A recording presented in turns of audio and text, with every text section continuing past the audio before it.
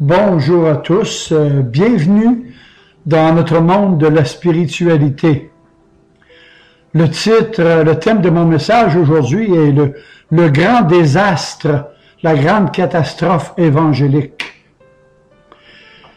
Chers frères et chères petites sœurs en Christ, que personne ne vous séduise en quoi que ce soit, d'aucune manière, car il faut que l'apostasie soit bien installée sur toute la terre dans le cœur de beaucoup d'hommes.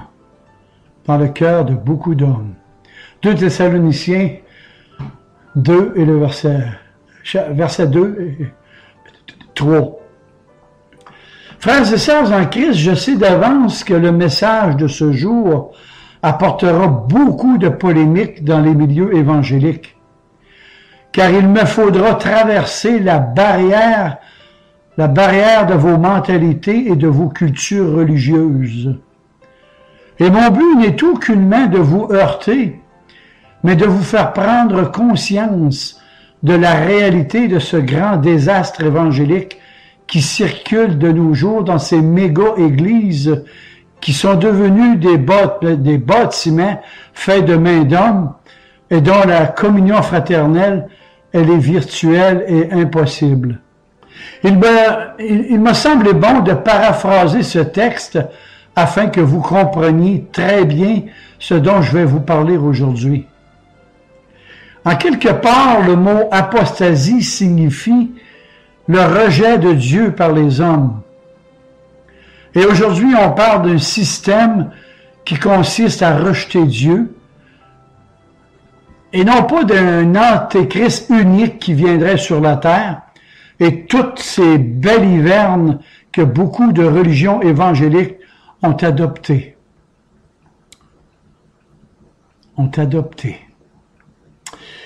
Jean nous dit d'ailleurs qu'en son temps, qu'il considérait, comme les derniers temps,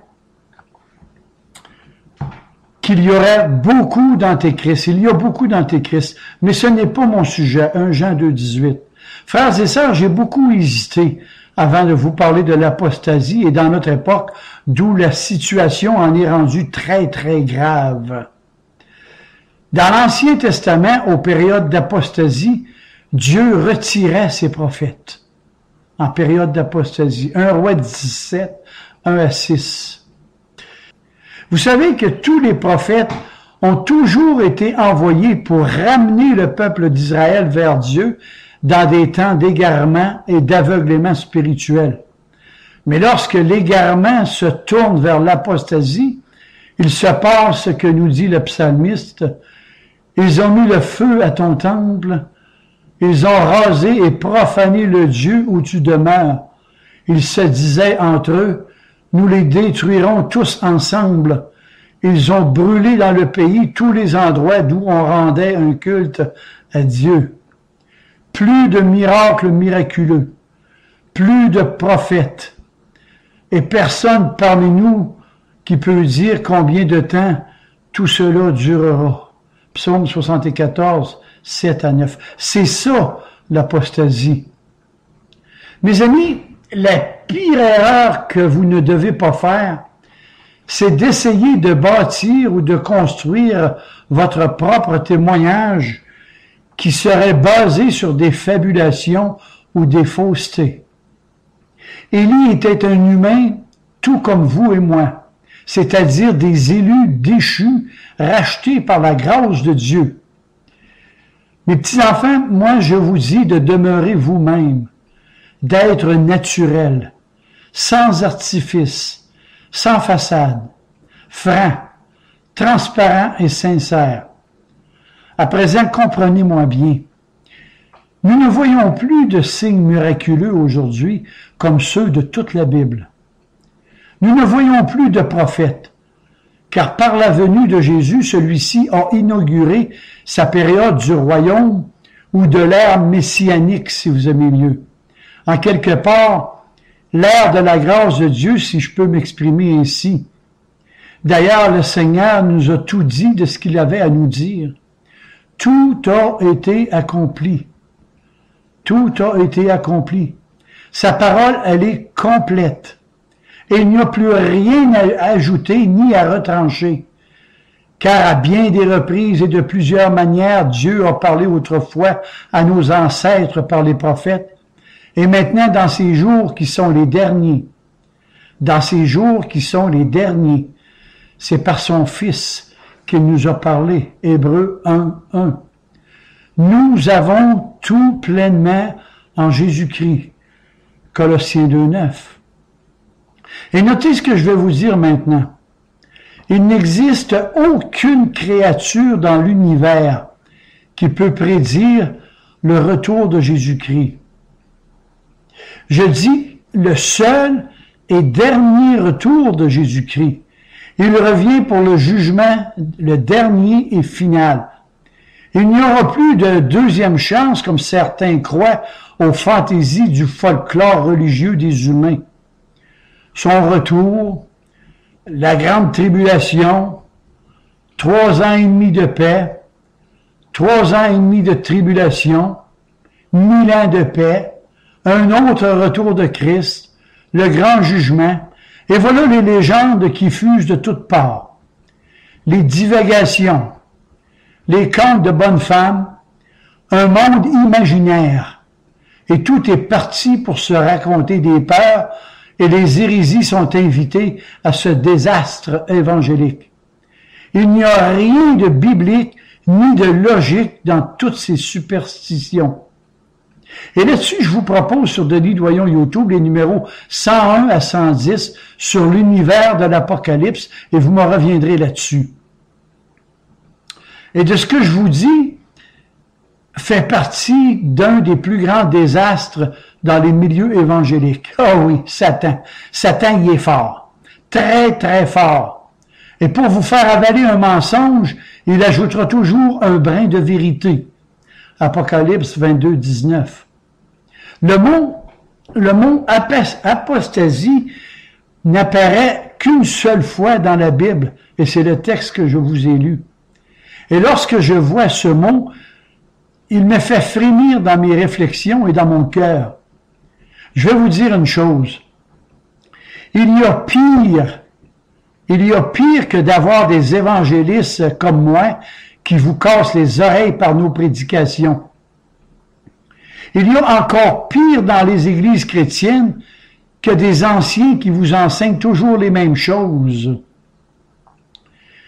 Et le pire des pires, c'est justement de ne plus en avoir du tout. Oui, ces serviteurs de Dieu que Dieu nous a envoyés, ceux dont on a méprisé, la parole qu'on a rejetée et échangée pour des clubs sociaux ou autres. Et croyez-moi, en ces temps d'apostasie, et le jour vient à grands pas d'où le Seigneur retirera peu à peu ses serviteurs. Et moi, je vous dis que s'il fallait qu'il enlève l'illumination de sa parole, nous nous retrouverons simplement avec un livre banal d'où toute substance spirituelle serait retirée, même si c'est une meilleure traduction. Dites-vous que si Dieu lui retire sa lumière, la Bible deviendrait obscurité. Et si Dieu lui retire la vie, ce livre deviendrait un livre de mort, un écrit sans illumination. Et vous pouvez noter les versets que je vous donne.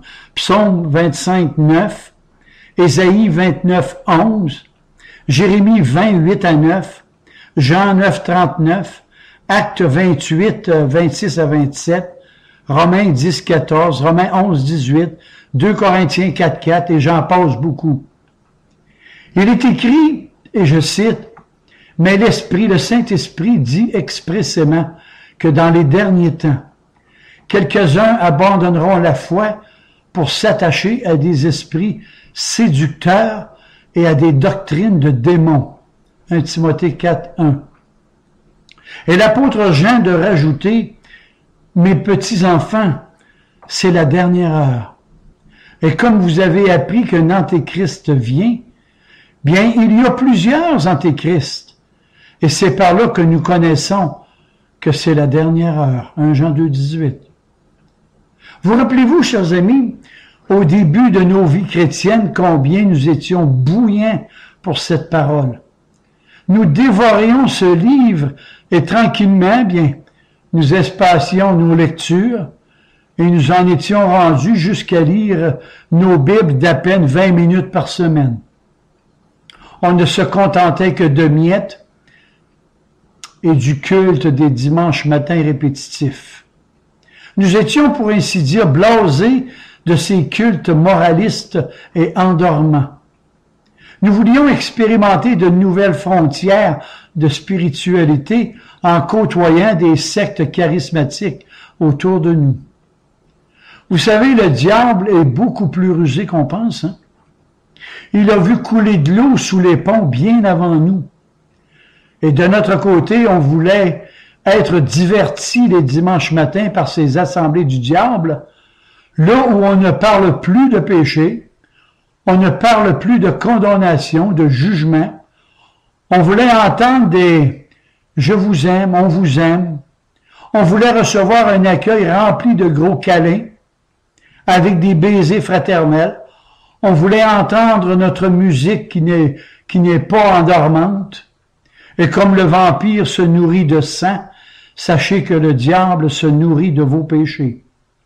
Mais on se sent tellement bien lorsqu'on nous divertit avec du gospel entraînant, ça nous réchauffe le cœur.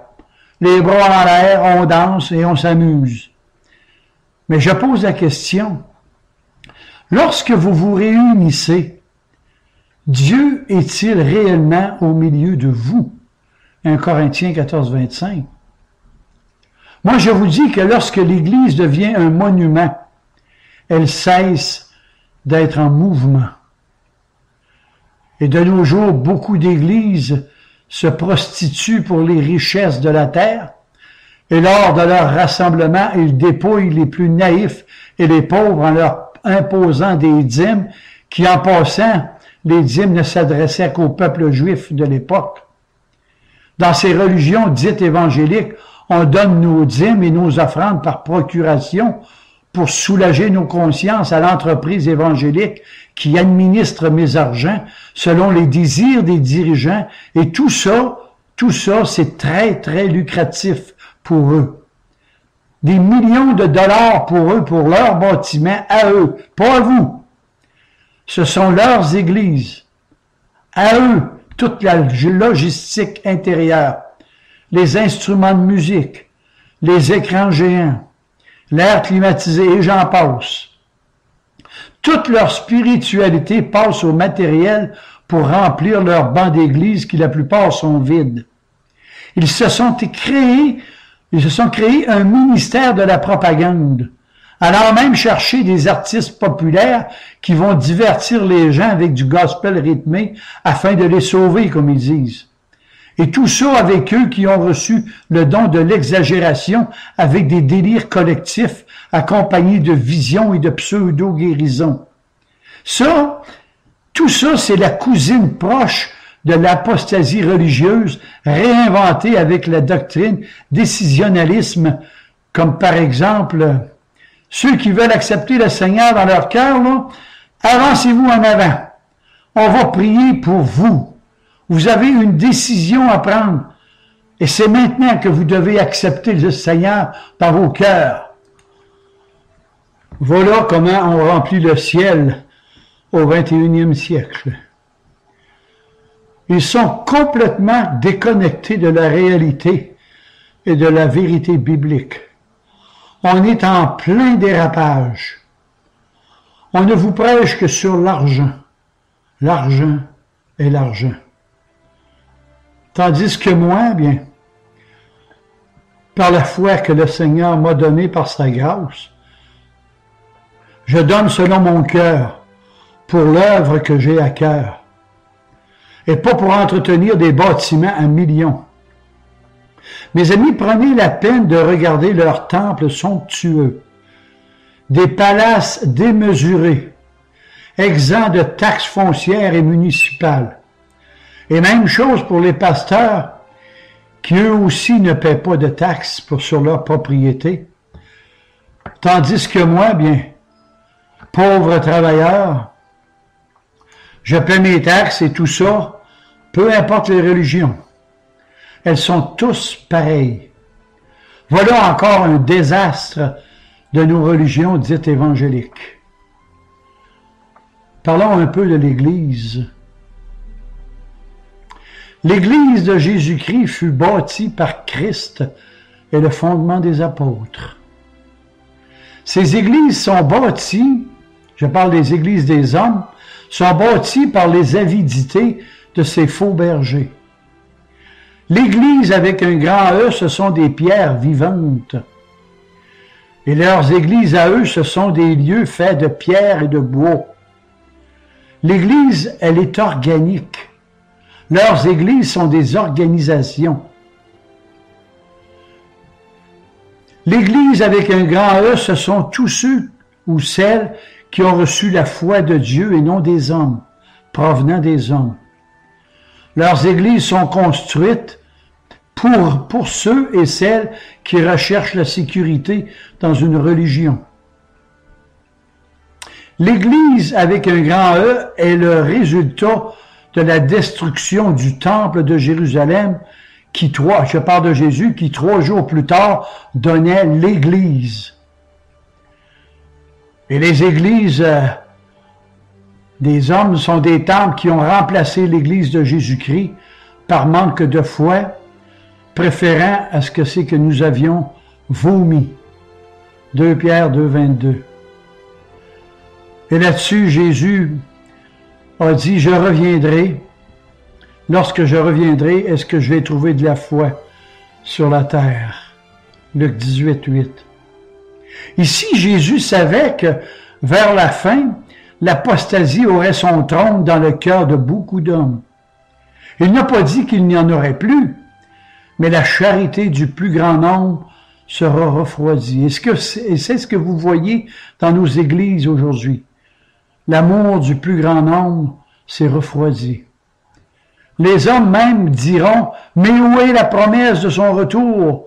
Car depuis que nos pères sont morts, tout demeure comme dès le commencement du monde. 2 Pierre 3, 3. Comprenez-moi bien, la fin d'un monde n'est pas la fin du monde, mais la fin du mal.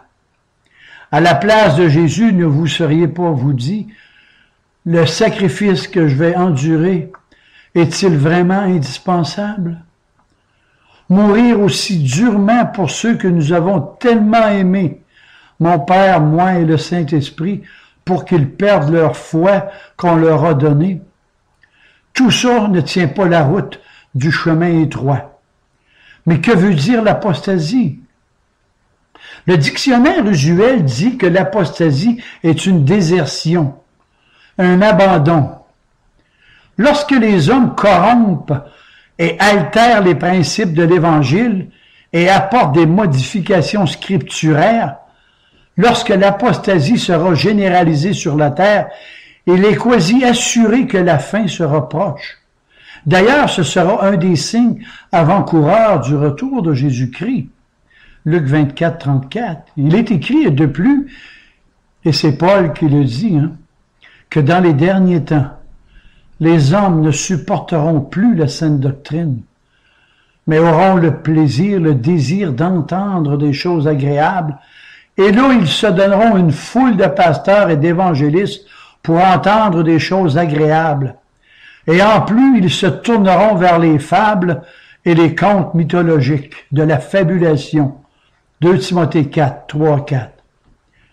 Et n'est-ce pas ce que nous voyons de nos jours dans ces somptueux temples faits de la main de l'homme? Acte 17, 24. Dans ces églises dites évangéliques, il n'y a presque plus d'harmonie entre la parole de Dieu et le cœur humain. On divertit les boucs au lieu de nourrir les brebis. On vous prêche un évangile de prospérité, un évangile de bonheur, un évangile trafiqué et torturé. Le Seigneur, lui, pour nous transformer à l'image de son Fils, va nous faire passer par les mêmes expériences que son Fils, c'est-à-dire que vous serez rejetés, méprisés de tous. Vous allez passer par le tordeur de la solitude. des tentations, du stress, des critiques, des rejets de vos frères et sœurs dans la chair, et même ceux dans la foi. Et je me suis souvent demandé pourquoi l'homme invente-t-il toujours de nouvelles falsifications à un évangile si pur. Toutes les religions, et je ne pèse pas mes mots, toutes les religions, sans exception, prêchent un salut par les œuvres, par les aumônes, des mortifications, des jeûnes, des sacrifices.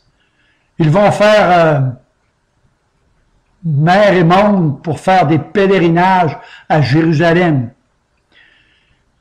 rencontrer des pierres mortes, des cérémonies, des rites inutiles, et surtout, faut pas l'oublier, beaucoup d'argent. Pourtant, le Seigneur donne un salut gratuit. C'est lui qui vient chercher ses brebis. C'est pas vous qui acceptez le Seigneur. Oh, que ça se peut pas. Ésaïe 65, 1, allez le lire. Éphésiens 2, 8, c'est par la grâce. Mais voulez-vous bien me dire c'est quoi votre problème? Ah, si je vous suggérerais l'apostasie. Voilà brièvement le désastre évangélique dans nos églises de notre époque aujourd'hui. Une débâcle religieuse. Alors que le monde de la vérité chrétienne se défait dans le plus grand désastre évangélique que n'a connu l'histoire, nous sommes en présence d'un athéisme pratique. C'est un athéisme qui réduit l'Église à rien de plus que le service qu'elle offre ou les bons sentiments que le ministre peut produire. C'est-à-dire réduit à rien plus qu'à un rôle de marionnette. Car tout est décidé d'avance par le comité pastoral. Et si le pasteur de bonne foi, puis il y en a par exemple, qui composent des sermons, malheureusement ils sont revisés car il ne doit plus parler de péché, ni de repentance, de jugement, ni de parler de condamnation, car tout ça c'est négatif. Et ce n'est pas bon pour les hymnes. Le monde n'aime pas ça.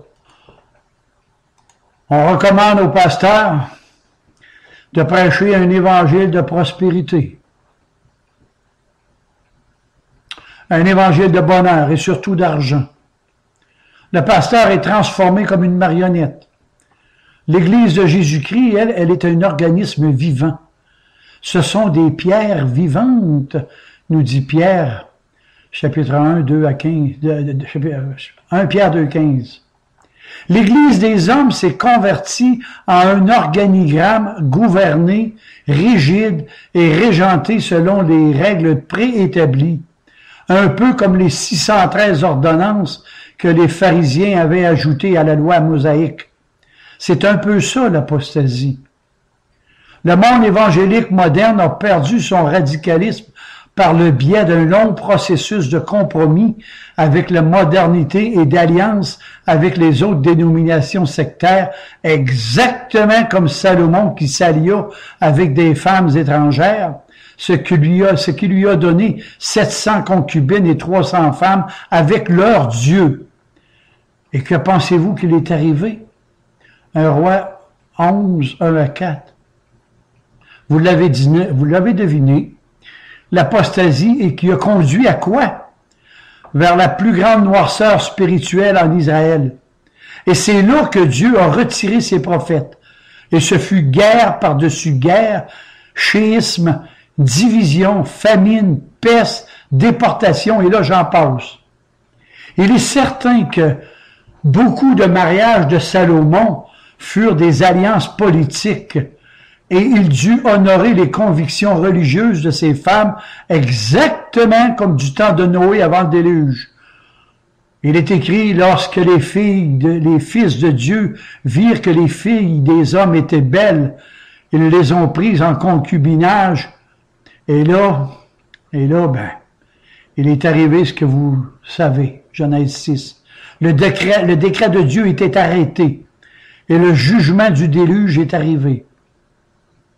Ces hommes se sont servis d'elles pour corrompre leurs désirs impurs, et là, je vous en épargne les détails. Ce dont l'Église a besoin aujourd'hui, ce n'est pas un réveil, mais une réforme dans le plus profond de son cœur. Le croyez-vous?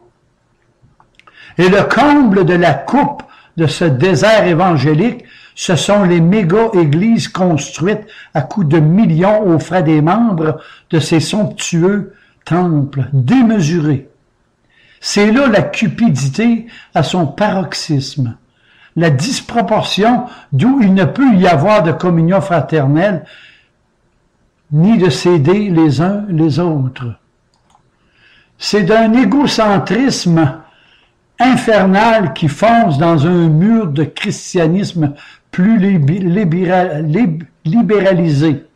Incontestablement, nous sommes déjà dans ces derniers temps. Mais comment est arrivée cette apostasie? Je dirais, moi, tout simplement en faisant des compromis avec la parole de Dieu, pour en arriver aux fausses doctrines et en y ajoutant un évangile de prospérité avec des visions, des pseudo-guérisons, du parler en langue, des exorcismes. Et là, on fait un mélange de fables, des idéologies darwiniennes, les extraterrestres, les fabulations de la préhistoire, et vogue la colère. On est parti dans le royaume du magicien d'Oz. Et pour ma part, bien, j'ai cherché le monde dans l'Église, et j'y ai trouvé l'Église dans le monde. Voilà ce qu'est l'apostasie. On a été encore plus loin. On a mis le salut entre les mains de l'homme plutôt qu'en Dieu.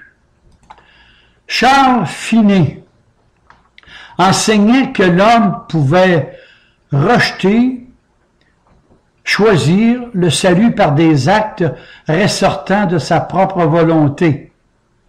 Le libre arbitre qu'il appelle. Charles Finet est un pasteur presbytérien de 1792 à 1875. Et je le cite.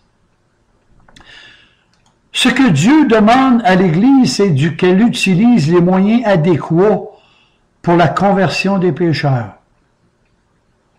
La théorie que les hommes doivent accepter le Seigneur dans leur cœur vient de lui. La source est là. Et plus tard, Billy Graham l'a tout simplement popularisé. Ils ont envoyé des foules vers la catastrophe évangélique. Le salut par grâce? Oh que non! Oh que non! Il faut faire une faveur à Dieu en l'acceptant plutôt que lui nous accepte. Psaume 71, 3. Ésaïe 65, 1. Ézéchiel 33, 26. Jean 6, 62 et j'en passe. Même place que les autres, directement à la filière numéro 13. Et sur ce sujet, je vous propose le sermon numéro 24, la grâce irrésistible de Dieu, et vous me reviendrez là-dessus. Voilà le grand désastre évangélique. Lors de campagnes de recrutement ou d'évangélisation de ces églises, tout est mis en place. Un sermon approprié, une bonne chorale, des fleurs, des sourires partout pour créer une ambiance de religiosité et un appel au sentiment afin que les gens s'avancent en avant pour accepter le Seigneur au point tel qu'on entre dans le royaume de Dieu en chantant, en riant, en dansant dans ces méga-églises. On n'entre plus dans ce royaume en pleurant par le brisement de la reconnaissance de nos péchés passés. En ce qui concerne des véritables chrétiens que j'ai connus dans ma vie, tous m'ont dit que Dieu ne les a pas convertis dans la joie, mais dans l'humiliation, dans les larmes et la reconnaissance de leurs péchés. Jérémie 50, les versets 4 à 6. Ma Bible dit que l'humiliation précède la gloire. Proverbe 15, 33. Oh, la croix de la prédication de la croix. Mes amis, retenez ce que je vais vous dire, et vous en ferez bien ce que vous voulez. Nous avons un Dieu des extrémités, un Dieu des situations sans issue et sans espoir. Et lorsque Dieu sauve un homme, il le sauve, et là je parle de ces élus déchus dans leur péché. Je parle de ceux qui ont été choisis par Dieu avant même la fondation du monde. Éphésiens 1, 4.